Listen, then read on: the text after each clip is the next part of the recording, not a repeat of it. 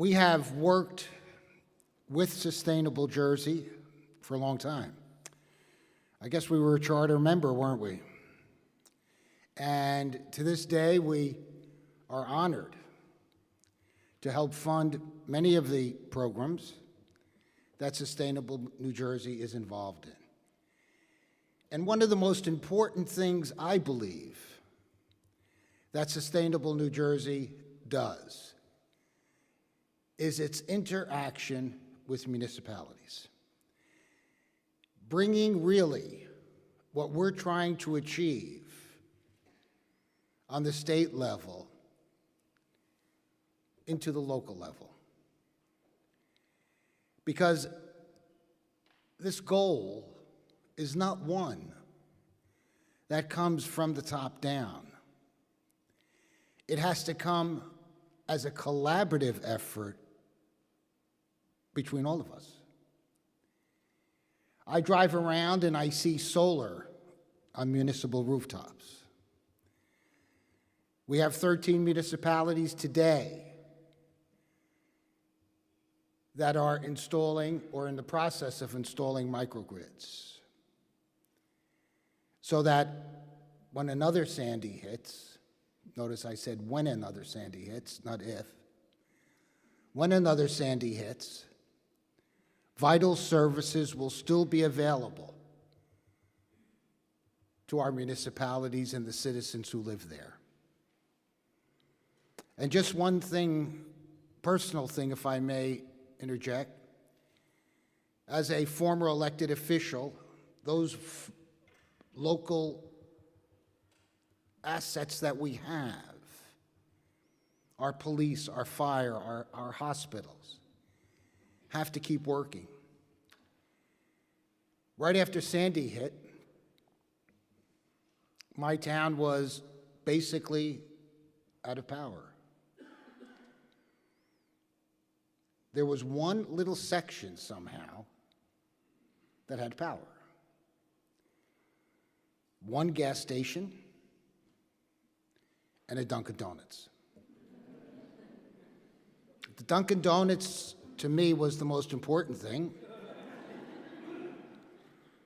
So like everybody else, I went to that one Dunkin' Donuts that was available and still had power. And I got into line. 45 minutes later, I got to the counter, and I was told, we just ran out of cups. I don't want anybody in the future to run out of cups or miss their Dunkin' Donuts coffee. We need to ensure the fact that we have an infrastructure and we have the tools to continue to supply our citizens with what they need.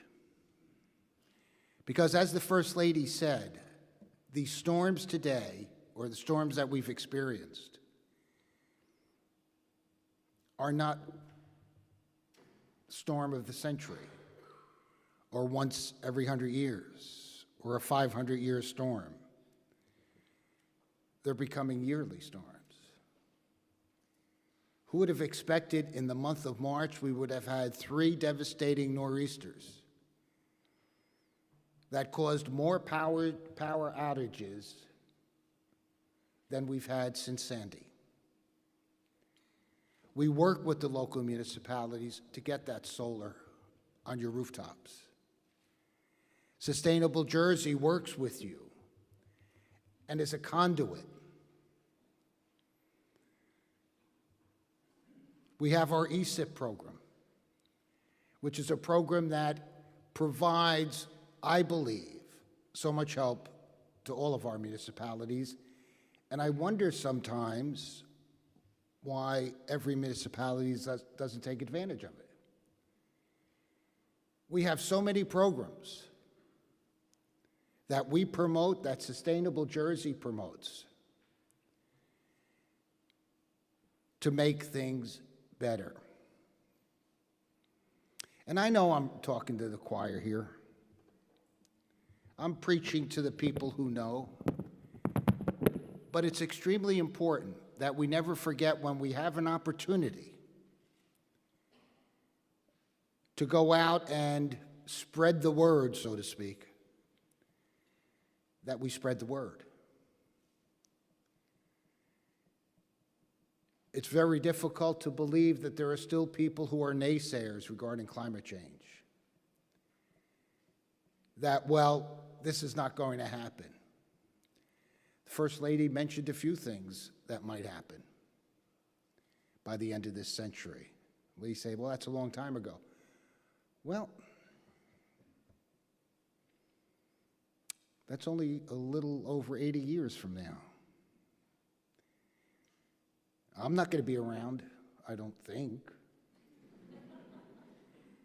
If I can, I'm going to try to be. As someone very nicely pointed out to me the other day, Joe, your runway's getting shorter. I don't know if that was a compliment. I'm still trying to figure that one out. But we all have, or most of us, know young people, have young people as relatives, have young people that we care about who might face the devastating effects of climate change. And I say this in every speech I give, and if you've heard it before, I'm not going to say forgive me because it's worth repeating. And it's something you have to repeat every time you go out and talk. Every time you go out and say, climate change is real.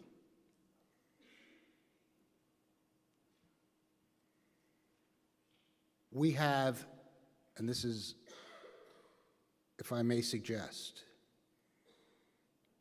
what I continue to say and will continue to say as long as I can continue to talk. We have a moral obligation, not just a mere obligation. We have a moral obligation to those children that we care about, whether they're our own or they're somebody else's. We have a moral obligation to them that we have done everything conceivable, everything humanly possible to minimize the effects of climate change. As was mentioned by the First Lady, the Board of Public Utilities is the lead agency in our offshore wind initiative. We have become an international, and I say this with humility, and I say it with the sincere hope that we can achieve it, the international go-to entity for offshore wind because of our aggressive goals laid out by Governor Murphy. We will have 3,500 megawatts of offshore wind by 2030.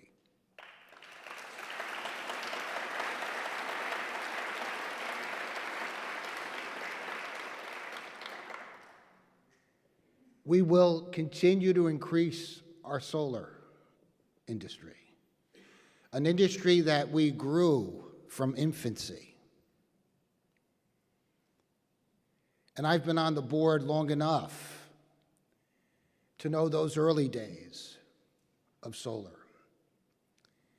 When we went to the SREC program and the abuse we took for going to the SREC program, because there were naysayers say, well, it will never work. I think it's worked.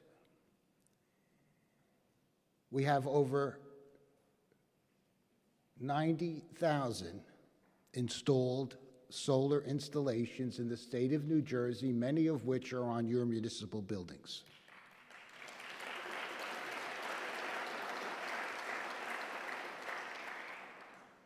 Back in the early 2000s, just as a frame of reference, we had 6. New Jersey has a great story to tell. We don't tell it frequently enough.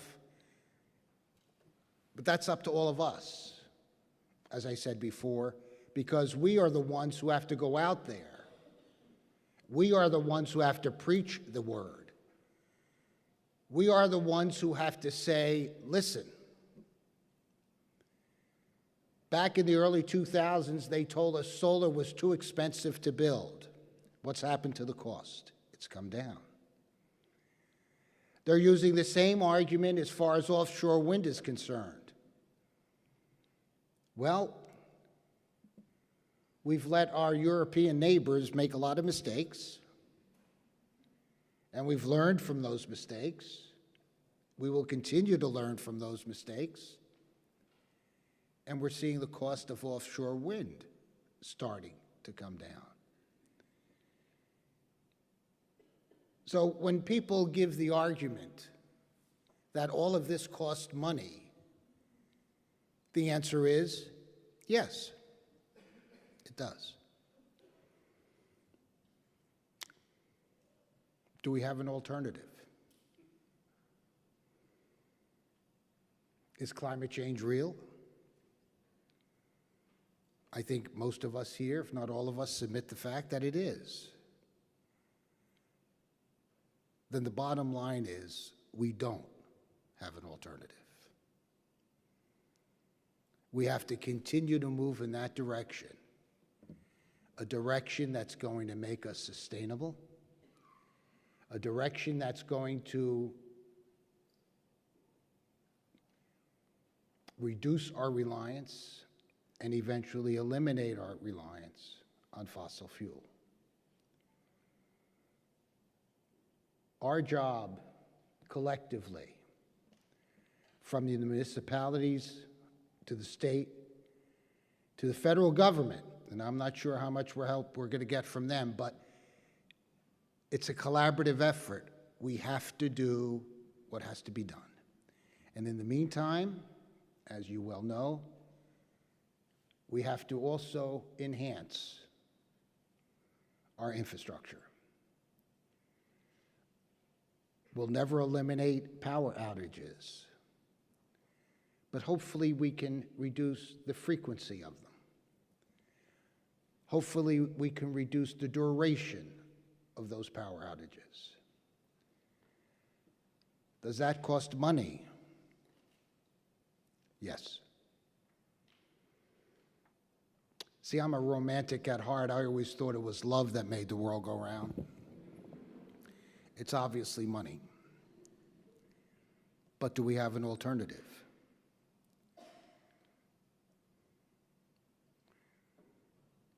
Those people, the people we serve, want to be able to go and get their Dunkin' Donuts coffee. And those young people who we're just renting this earth from, because they will be the occupants of it for a long time. And I borrowed that from a Native American saying.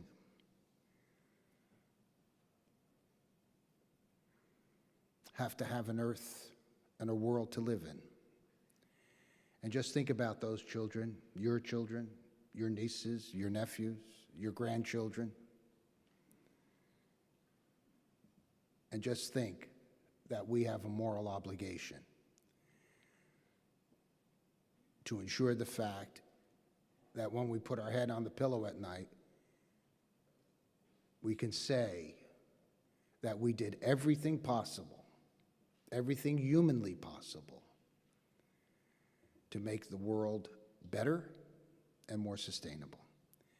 So I look forward to the collaboration with Sustainable Jersey. I look forward to working or continuing to work with various organizations, and particularly with our municipalities. Because together, New Jersey will be the greenest state in the Union by 2050. I thank you.